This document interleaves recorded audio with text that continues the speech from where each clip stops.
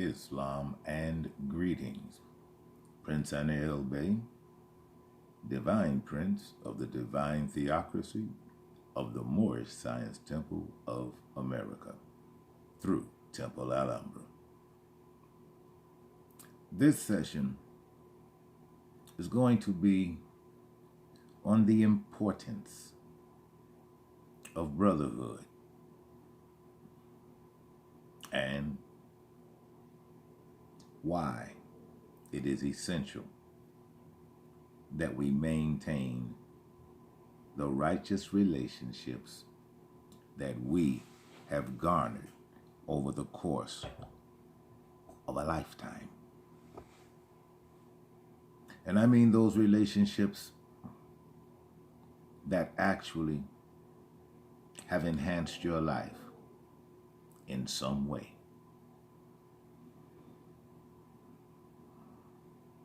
I got a phone call last night. It was from the sister of one of my brothers. And by brother, I mean one of the guys who was in Vietnam with me. I considered him and the other 4 guys who I met when I first got there. They were all from Chicago. During that time, a boy from your hometown was called a homeboy. And we did not use it since we created the term in Vietnam. Since we created that term, and as I've already instructed you, words mean what they mean. And a homeboy was somebody from your hometown back in the world. And because the little bastards have gotten hold of the term, they think that homeboy is somebody you pal around with. No. They've bastardized that term. Some boy you pal around with, he's called a neighbor, you jackass. You're both still at home. How the hell is he your homeboy? And you're both still at home. It's ridiculous. But at any rate,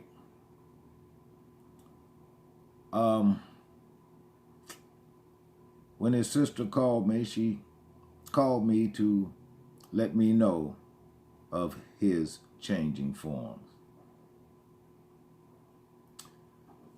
Let me share a little with you about this brother. He was older than I was. I was 17. He was already 21. And I got rank. I got rank in the field. I got my 3rd stripe because I killed a man in hand-to-hand combat. And that's when I got my 3rd stripe. So I was made sergeant. Well, before that, I'd been in country maybe 3-4 days, and we had to run a movement. A movement is another term for convoy. We were on this convoy. Oh, one other thing. I was Air Force, and I was a combat cop in the Air Force. Before I continue this story, let me give you some background on the background of the United States Air Force combat cops. I had not done all of my research before I entered the Air Force. But after I had done my critical research, what I learned was in 1948, when the Air Force became a separate branch of the U.S., the Republic. What I didn't know, because the Air Force was once the United States Army Air Forces, or the Air Corps, when the Air Force became a separate branch, it maintained its Army Combat Infantry arm. They are called SPs, as opposed to law enforcement. Law enforcement were like cops out here on the streets. Combat cops have an entirely different role. It was air-based security and other things. Now let's get back to this brother. We were on this convoy, and we were taking fire. We started taking fire from across the road. And when the fire came, of course, everybody got out of that deuce and a half, and they hit the culvert. They hit the culvert. Now, mind you, I was 17. And when you get to Vietnam, the only thing that is drilled into your head is your job is this, our job is that, our job. Well, I had a job. I worked at the Board of Education in Chicago at 228 North LaSalle Street, downtown Chicago. I had a job. And what I knew was work was over at 4:30. That's what I knew. Well, I looked at my watch while I got my head buried in the side of this culvert on the side of the road while we're taking enemy fire. And I look at my watch. My watch says it's 4:26 or 4:25. It was close to 4:30. So I'm laying there waiting for time to pass. And the brother I'm remembering, he was laying next to me in the culvert. And he asked me if I was going to return fire and try to kill some of those SOBs across the road who are trying to kill us. My response to him was, well, it's almost 4:30. Ain't we gonna quit then? Pick it back up tomorrow? Because as far as I knew, jobs ended at 4:30 in the afternoon.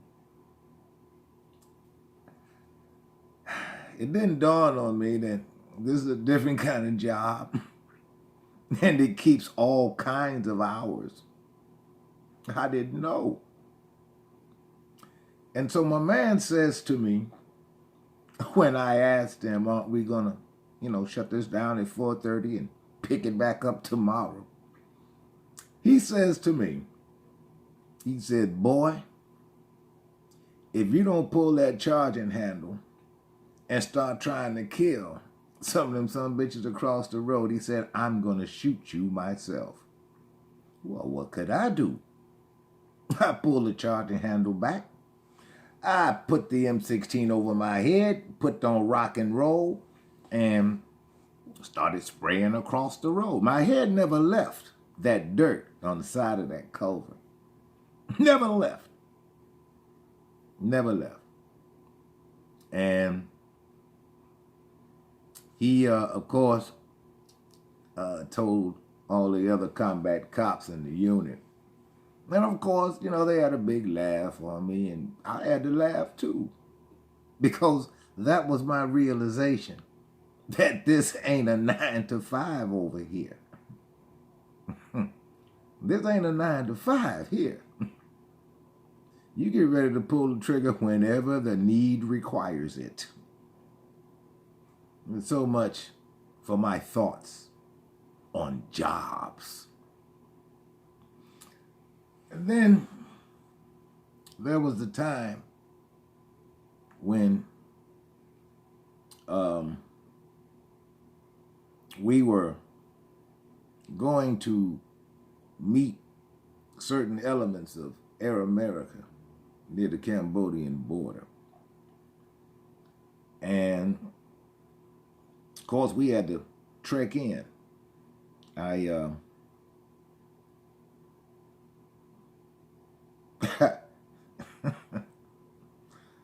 this particular time, well, by this time, let me back up a little bit. By this time, I had been recruited out of regular United States Air Force SP squadron. And I was recruited to OSI.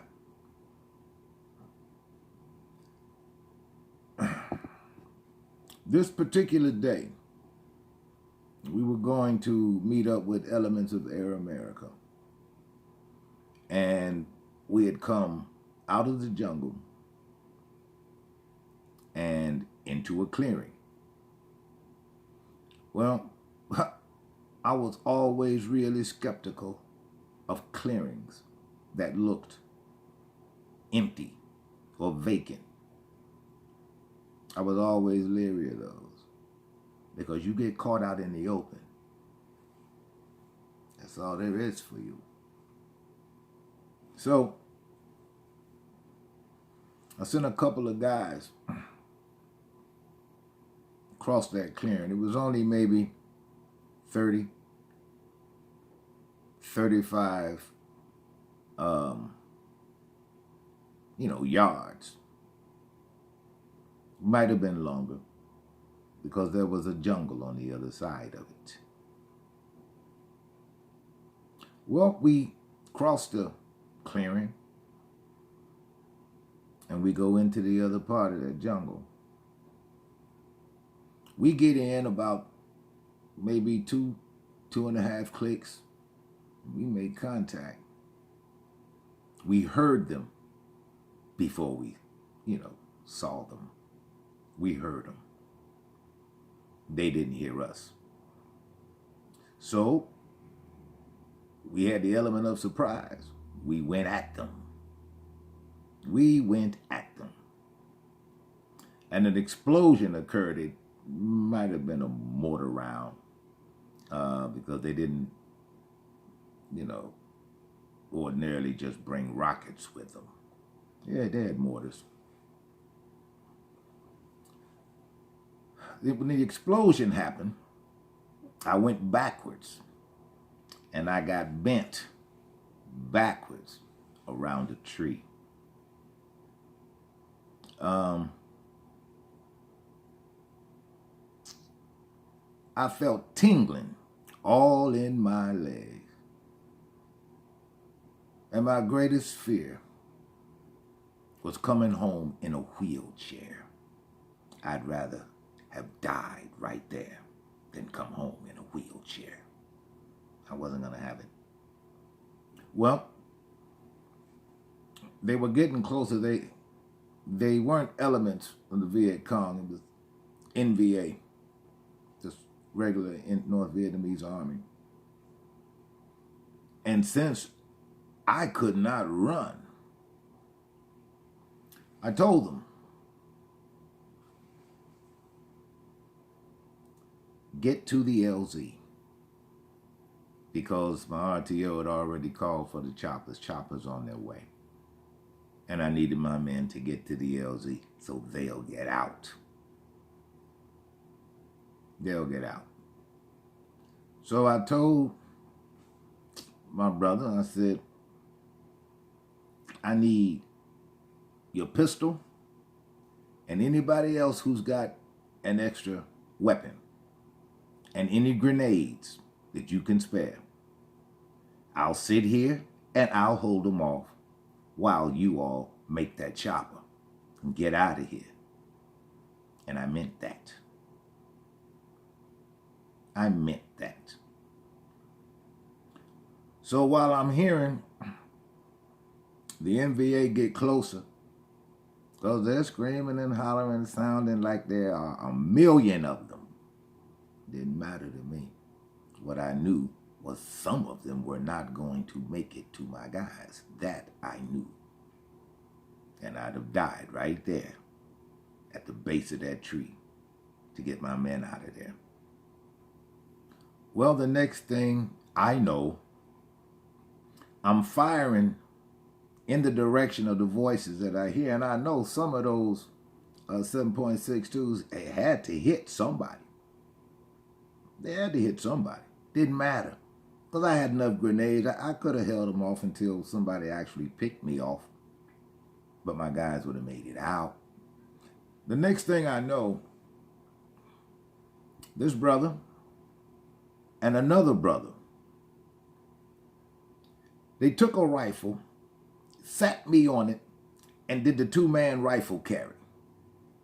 Now, I'm mad at them because if you're doing this, and before I could finish my statement, my admonishment, I saw the other guys who had come back with them, and they were behind trees, and they were laying down suppression fire until they rifle carried me to the LZ.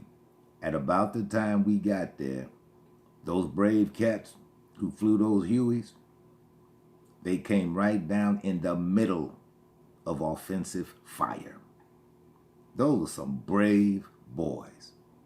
Those were some brave boys. And I don't care if they were flying ass and trash or if they came in with those twin-mounted monsters on both sides of the doors plus rockets.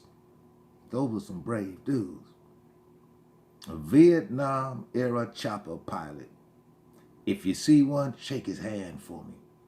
I've shaken enough hands. And I'll shake some more. Because those boys deserve the glory. When the chopper came in, first thing they did was put me on it.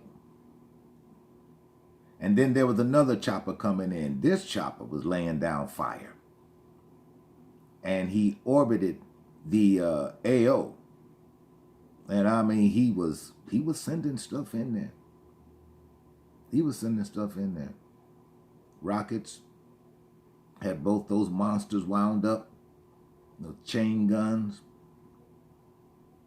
And when we got back to base,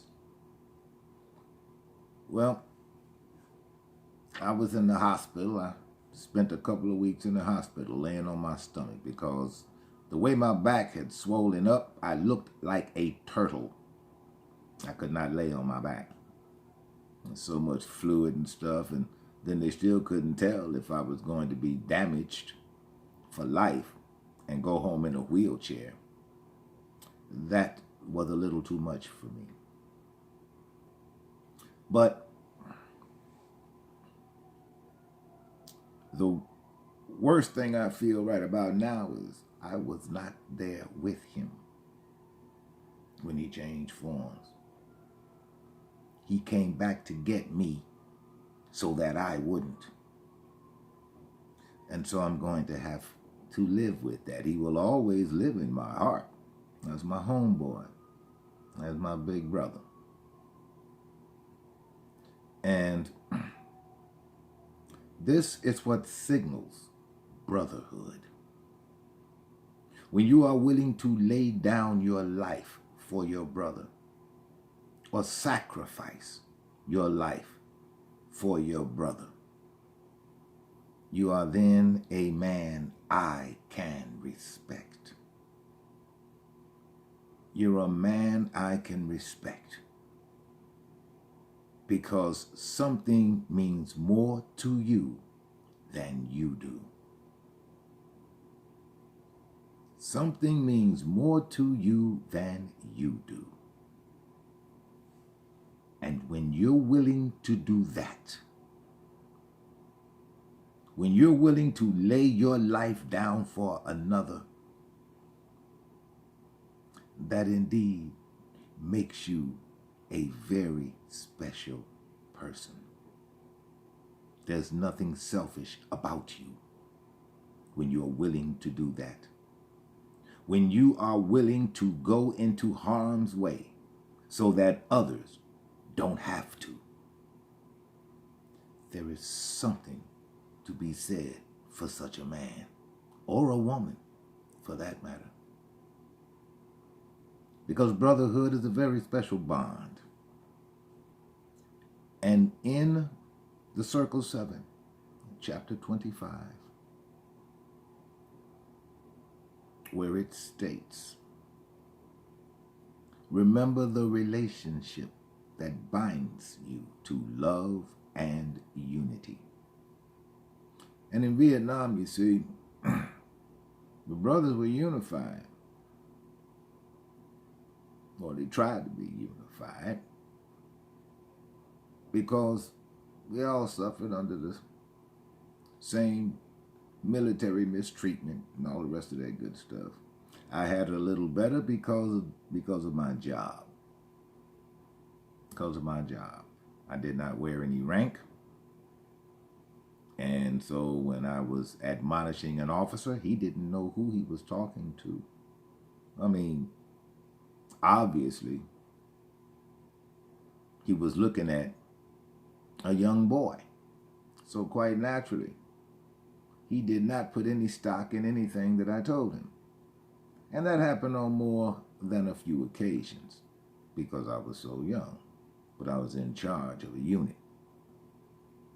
And all I would do is ask for his radio man.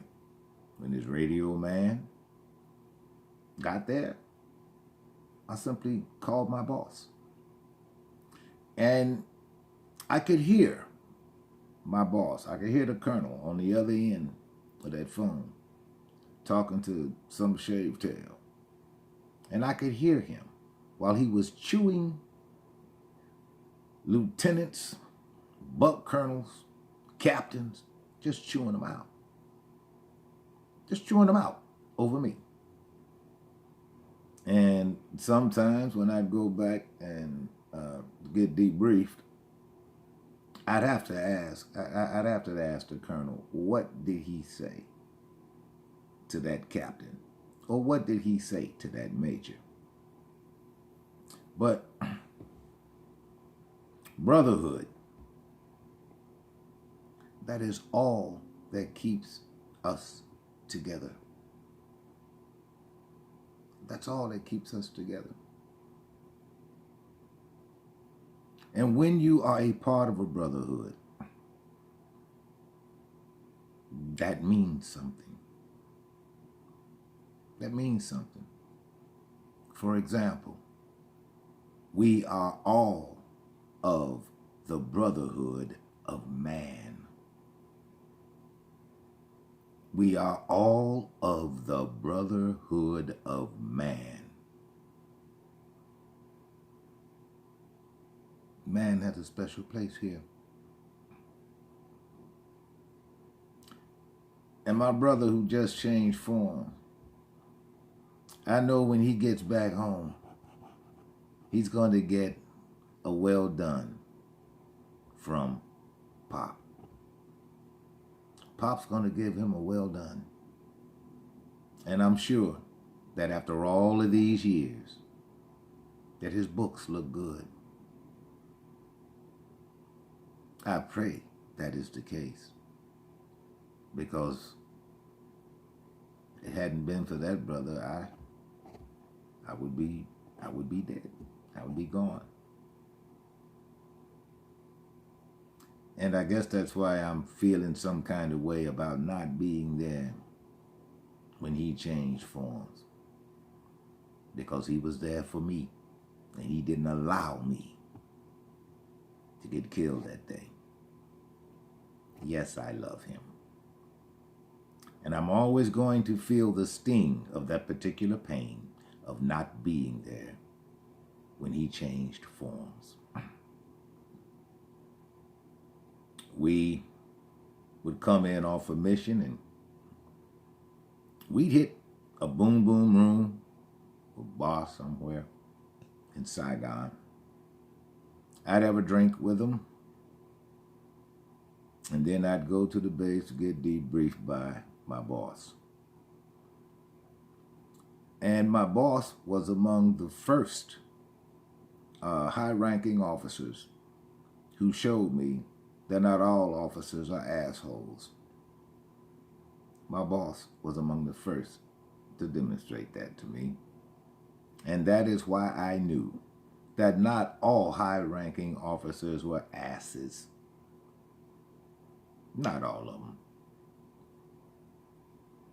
And so while I'm feeling some kind of way, going backwards in my mind, remembering the things that we did over there, the fun that we made over there, the times on China Beach, you know.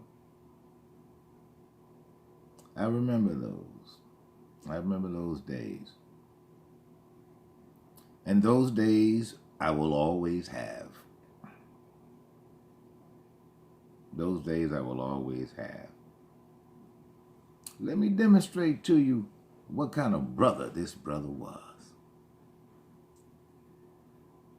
Him and a few more, they de-roast out. And I was glad to see them go home. I was glad to see them go home. So they de-roast out. And I bought my little brother a car. He was in high school. I always wanted a car in high school, and of course, my father wasn't real keen on me having a car of my own when I was in high school. But I decided my little brother was going to have one, because a boy should have a car in high school. Easier to get car dates that way. But he finally did get it. And it was that brother and 2 or 3 more of my guys who took that car to my mother's house and gave it to my little brother. I'm glad they made it home. I'm glad they made it home. They were really my brothers. And so, yes, we belong to the biggest fraternity in the world. And that is the fraternity of veterans. But again, it'll take me a while to get over this brother's passing because of what he meant to me. And it was because of him that I survived being in that place and coming home and making my dream come true. The only reason I joined the Air Force was so that I could become a doctor. The school didn't see fit or any reason for me to go to college because I was just a poor F student, according to them. My father wasn't going to send me, and he just flat out told me that. In fact, his question was, why the hell would I waste money on you for college? And I can't half get you to go to high school. That was my father's answer. But what I knew was I had a Dutch uncle, and he would send me to college. All I'd have to do was give him some of my time. I just didn't plan on being a part of that party they threw across the water. But I made friends over there. I met brothers. Remember, brotherhood is everything. Don't forget to like, share, subscribe, and I bid you peace.